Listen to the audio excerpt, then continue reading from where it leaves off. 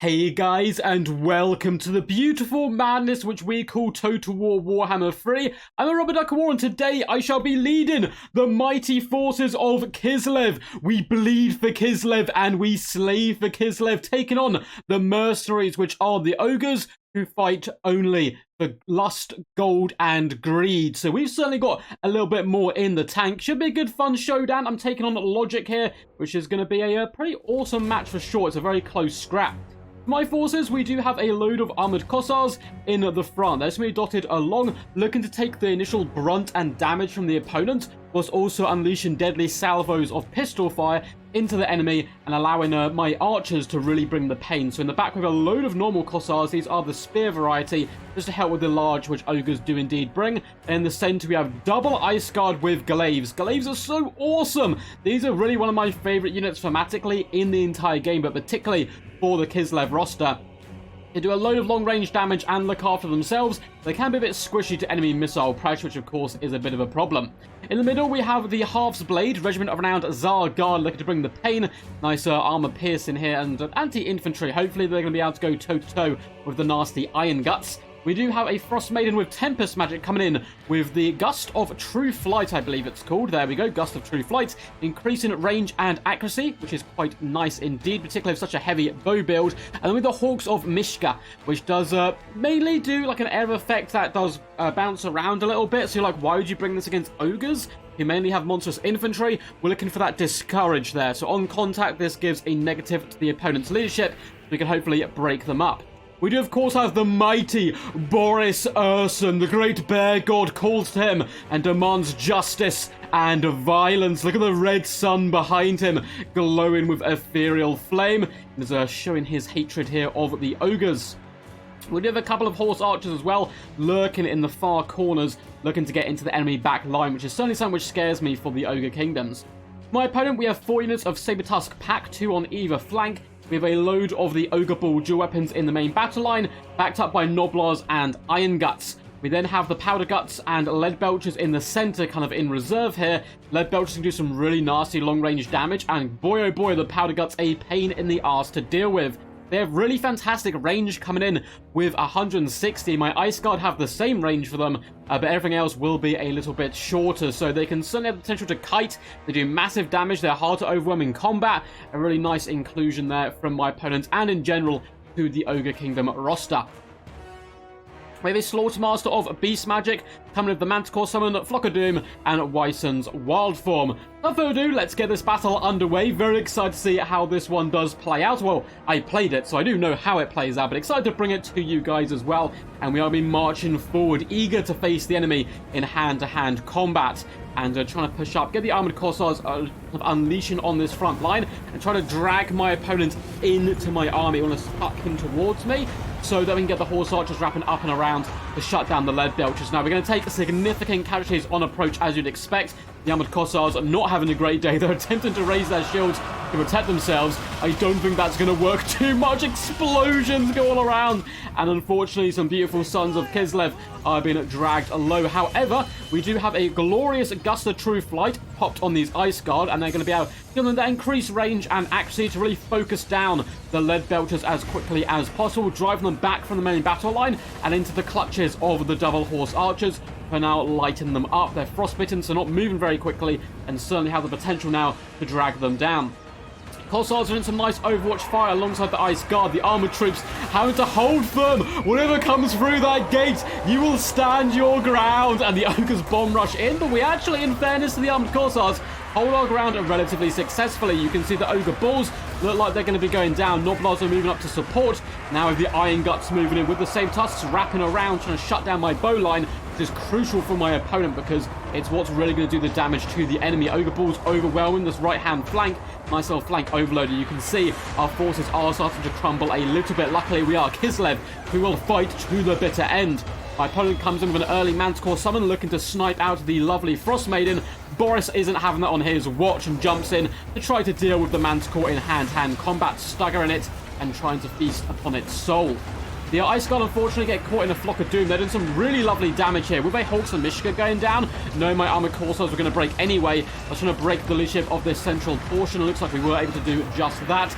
gust of true flight once again goes down the Ice Guard. They're now focusing down the enemy general with some pretty damn good accuracy there.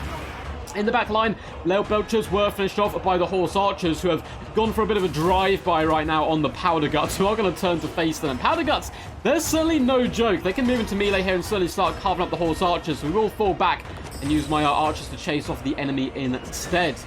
In the center, the Sabertusk pack has really overwhelmed me. Lovely play by my opponent, whipping the Iron Guts around the flank to try to push in. However, Boris been a fantastic linchpin in the middle of my build here, using his Mighty Bear to beat back the Sabertusks, who are trying to surround him and circle him, pick him apart with teamwork. But what can evil creatures do against such majestic beauty of the bears? The Corsair Spears do get rear attacked by Iron Guts. They're not going to enjoy that very much whatsoever, getting cleft in twain by the mighty axes. The Tsar Guard will be moving in to support Boris, though, realizing it's their solemn duty to protect the mighty Tsar. And my god, their capes are so cool. I love the little kind of tassels and talamins they have in them.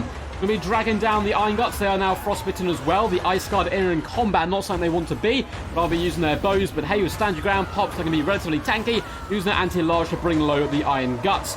The Corsairs are starting to be overwhelmed a little bit. It looks like another Hawks and Mishka go down on the Ogre Bull dual weapons and Sabertusk pack. Hopefully enough to break them. You can see it does actually instantly rout the unit of Iron Guts, who are terrified away. That's not going to be doing them too good whatsoever. I believe Boris obviously popped his ability there, and they fled to save their own skins. And now you can see they are being discouraged and running for freedom. Noblars are pushing in. It looks like Sabertusk pack are desperately trying to hunt down the Frost Maiden. She has been slowed by Dismember. Really lovely 2-for-1 play there by my opponents. We are managing to drag our way to freedom. Iron Guts are backing away from us, seeing the beauty and majesticness of our Frost Maiden. They're deciding to flee instead. The Powder Guts, I've been trying to hound and harass them all day long with the Horse Archers, but they are being really stubborn. They really are being a pain in my butt, and they're trying to hunt down the Horse Archers, who themselves are doing a fantastic job just clearing up a lot of the rear troops. And actually, we're going to be dragging the Frost Maiden towards them, so hopefully we can use the Horse Archers to counterpunch the Sabertusks and save our castle, because magic's so powerful in the late game, particularly those discourage effects. Ice Guard have found themselves in a lovely position right now. Tsar Guard are working as a shield for them, and they're launching those shots up and over top, aiming for that Slaughtermaster, doing some really lovely damage to him in general. And a big shard blade comes down.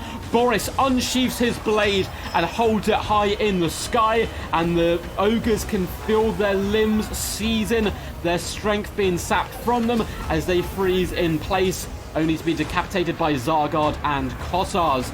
And it looks like that's going to be enough to drive them away. They're actually pushing around a little bit, trying to get nice and aggressive and shut down the Ice Guard with a second Ferromanticore, someone who was birthed into existence to feast upon the ladies of Kislev.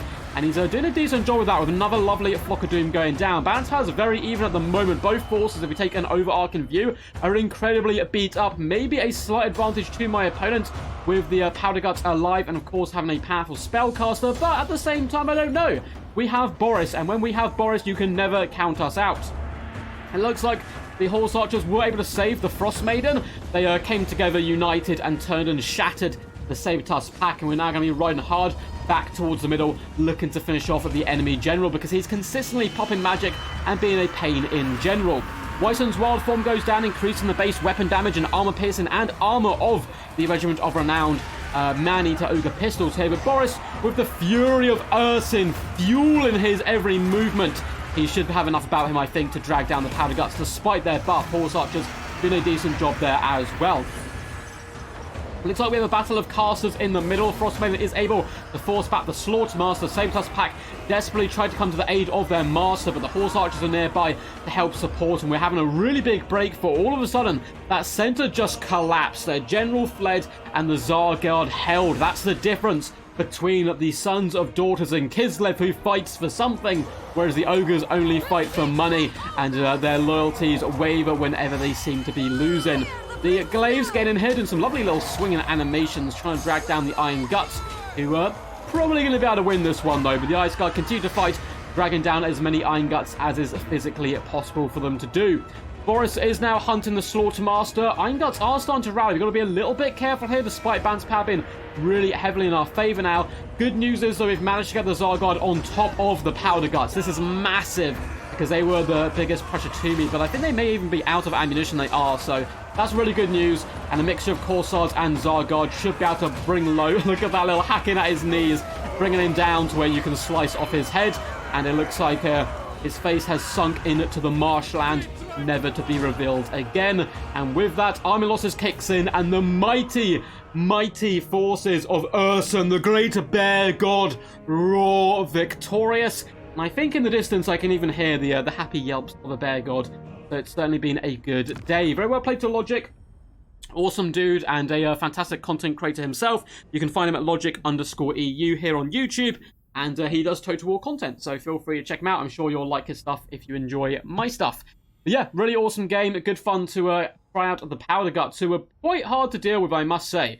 1,500 on them. They've got so much more staying power. The Lead Belchers, we could just slam into them with the Skirmish Cav, overwhelm them quickly, and drive them off the battlefield. But the other unit was a little bit more stubborn and pesky. I was impressed, though, with the Ice Guard. 1,900 gold value on one unit to the other one, 940. So not a bad little combination. But yeah, the Horse Archers, look at the ridiculous kills. 153 and 48 kills. Bear in mind, this is against the Ogre Kingdoms. I don't think they spent a lot of their time fighting Noblars. They probably did chase down 1 or 2 units. But 1.5k gold value and 1.4 certainly MVPs for me today. Hope you guys enjoyed this one. It was a good fun 1-2 cast. If you enjoyed what you saw, make sure to leave a big old fat thumbs up and subscribe to the channel if you haven't already. These things help the channel massively, and we are on the road to 10,000 subscribers, which is pretty exciting stuff. Feel free to leave a comment down below what you thought of the battle, what you'd like to see in the future, or just leave a funny comment. I do indeed read them all. I'm no longer able to reply. I used to reply to like every single comment back in the day, but I do tend to get a fair few now, which is I'm really grateful for, but I do certainly still read them and keep up to date with them, so I really appreciate you guys. There's also a load of links down below in the description if you want to follow me on Twitch, Patreon, Discord, all that good standard YouTube stuff. Honestly, it also all helps, but I'm mainly just happy that you guys are enjoying the videos and coming and watching them. So until next time, guys, peace, and as always, stay awesome.